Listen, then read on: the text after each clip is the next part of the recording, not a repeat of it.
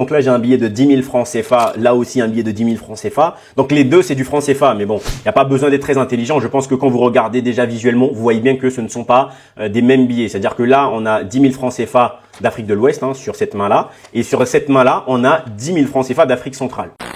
Lorsque l'on voit ce billet de francs CFA, ça c'est le billet de francs CFA d'Afrique centrale. C'est-à-dire que si vous prenez ces 10 000 francs et vous allez en Afrique de l'Ouest, vous ne pouvez rien faire avec. C'est-à-dire que vous ne pouvez pas acheter de quoi manger avec ce billet en Afrique de l'Ouest. Je prends un exemple par pays. C'est-à-dire ça c'est un billet qui est utilisé par exemple au Gabon ou au Congo-Brazzaville si vous voulez. Ce billet, si vous le prenez, vous faites un voyage, vous allez en Côte d'Ivoire par exemple, vous ne pouvez pas acheter à manger avec ça. Parce que ce billet n'est pas utilisé en Côte d'Ivoire. Pourtant, on parle de pays de zone franc. Bien. On se dit, ok, pas de problème, peut-être qu'il y a des règles, voilà, on se pose pas trop de questions. Ok.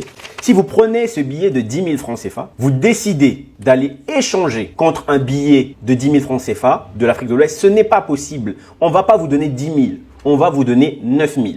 J'ai moi-même fait l'expérience, donc ça, ce n'est pas des choses qu'on m'a rapportées. Si vous prenez un billet de 10 000 francs CFA d'Afrique centrale, ce même billet ne vaut pas 10 000 francs CFA en Afrique de l'Ouest. Vous voyez tout de suite la stupidité. Mais on peut dire qu'on est dans une logique monétaire, il n'y a pas de problème. Admettons que potentiellement le billet d'Afrique de l'Ouest a plus de valeur que celui d'Afrique centrale. Bon, déjà, ce serait un peu bête parce que si c'est la même monnaie, ça n'a pas de sens. Mais si vous prenez donc ce billet d'Afrique de l'Ouest et que vous allez en Afrique centrale, ne croyez pas qu'on va vous donner plus que 10 000 francs CFA. On va vous donner moins que 10 000 francs CFA. C'est-à-dire que ces billets, finalement, c'est une logique, je ne sais pas si ça existe dans un autre pays. Vraiment, les économistes, venez m'expliquer d'où ça sort cette logique. J'ai vraiment du mal à comprendre. C'est-à-dire que là, je prends mes 10 000. En gros, ce que vous devez comprendre, c'est quoi? Si vous prenez ces 10 000 francs CFA, vous partez, donc vous quittez le Congo, vous partez au Sénégal, par exemple, vous faites changer cet argent, il va devenir 9 000.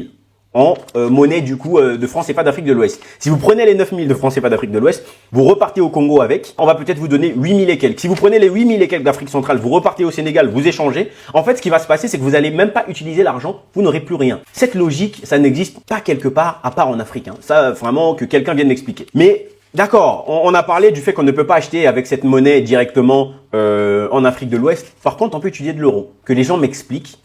Si je ne peux pas acheter avec un billet de francs CFA d'Afrique centrale, comment je peux acheter avec de l'euro? Ça veut dire qu'il vaut mieux avoir des euros quand vous allez en Afrique qu'avoir du franc CFA. Ces billets ne servent à rien en réalité. Ce billet d'Afrique centrale en Afrique de l'Ouest ne sert à rien, c'est du papier. Si vous l'échangez, ça perd de la valeur.